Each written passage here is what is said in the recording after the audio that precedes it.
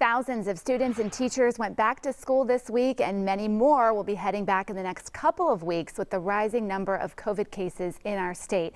So there's been a lot of talk surrounding masks, a handful of districts going against the governor's order, which says no mask mandates.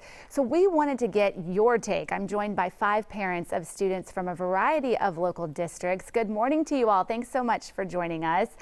Show of hands right now. Anyone gone back to school yet? We have one. Okay, one, right? All right, there we go. So, Robert, let me start with you because you're our HISD dad. You've got 2 elementary school students, so they can't be vaccinated yet. HISD board voted unanimously last night to pass a mask mandate. How are you feeling about it? I feel pretty good about that. I think it was due. I think most parents voiced concerns about the young kids not being able to receive the vaccine. So I'm really relieved that they made that choice, and I'm relieved that the superintendent came out early to make that choice. Priscilla, I understand you have a high schooler in Klein ISD. Has the district said anything this morning after the county judge said late yesterday there is a mask mandate now for Harris County schools? Have you heard from your district, and what are you telling your student about wearing a mask next week when you go back to school? No, we have not heard anything further from our district in light of the new information. Last I heard, she is sticking to the governor's orders, which is amazing. And I pray it stays that way. If by chance something happens and it flips, we're ready to stand up against it. So my son, his friends, these kids they're done. We're not going backwards. I encourage anyone who is against these orders to stand up, and the line's been drawn. So we're not going back. Well, let me ask you this. The county attorney says it is the job of local officials to protect our students, our vulnerable. Do you believe that it's the job of local government to do that, and do you think that personal responsibility alone really works? Personal responsibility, as it always should have been. It's the parents' responsibility to care for their children as they see fit. Not a superintendent, not a governor, not a judge. So I pray that the parents stand up and fight back. Natasha, I want to bring you in. You've got 2 kiddos in private school. You've got a mask mandate at your school. Yes. Why do you support the mandate?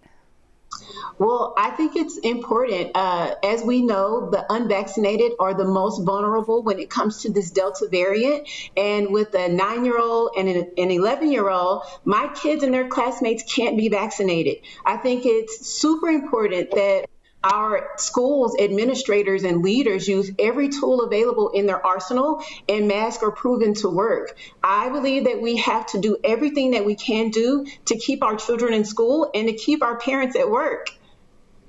And on that note, I want to bring in Eric, who is in Katy ISD. I understand you've got 1 child in Katy ISD schools and 2 other who are homeschooled. Do you think that a mask mandate will protect kids in school from getting COVID? Oh, absolutely not. We've known for 4 decades, we've had mask research that said that masks can't spread or stop the spread of a respiratory disease. But 16 months ago, without any scientific data, the CDC just declared you should wear a mask. But fortunately, I think that narrative is starting to crack, because within just the past 2 weeks, we've had the nation's top officials, including 2 members of Biden's task force and the CDC director responsible for the recommendation, on national news saying, masks don't really work. So we saw back in March, Biden called Abbott a Neanderthal when the mask mandate was removed.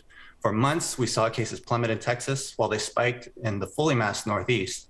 The unscientific Neanderthals are those like Lena Hidalgo and KP George, who 1, aren't scientists, and 2, believe cloth masks can slow the spread of a respiratory disease when we have overwhelming data disproving that. And those officials you were referring to, they specifically talked about cloth masks. Dr. Fauci did, correct? It was cloth and not the N95, I believe. Fauci, Osterholm. Okay, Emmanuel, but what do yes. you say about COVID did not spread in classrooms last year? That was clear, right? I mean, it was not an issue in classrooms last year when masks were there. So do you, with less than half of people maybe wearing them this year in some districts, do you worry at all about that? No, I mean, we see the stratification, especially in risk. The CDC director told us over a year ago that kids, aren't really danger, right? It's more dangerous to get the flu for kids. All right. So what is our control group when you say there were low case numbers last year compared to what? We're running out of time, and I want to get you Shauna's opinion real quick. She's an Aldine parent, and you've got 3 kids under the age of 12 who can't get the vaccine. What are you telling your kids about masks when school starts next week for you guys?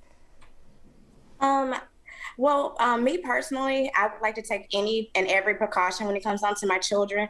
They can't protect themselves. I just believe that us as parents, we should always have that option. And, I would like to use anything that I could to, protect my children, especially with this deadly virus. So many have lost their lives and everything. It's really, really sad, but this is one way that I can find some comfort in knowing that my kids are protected while they're at school and away from home. Okay. Panelists, I'm sorry we ran out of time. Wish we could talk longer, but I appreciate all the different opinions from different parts of our community. I think it's really important to have this discussion. Thank you all for your time, and have a great weekend. Thank you. Thank you.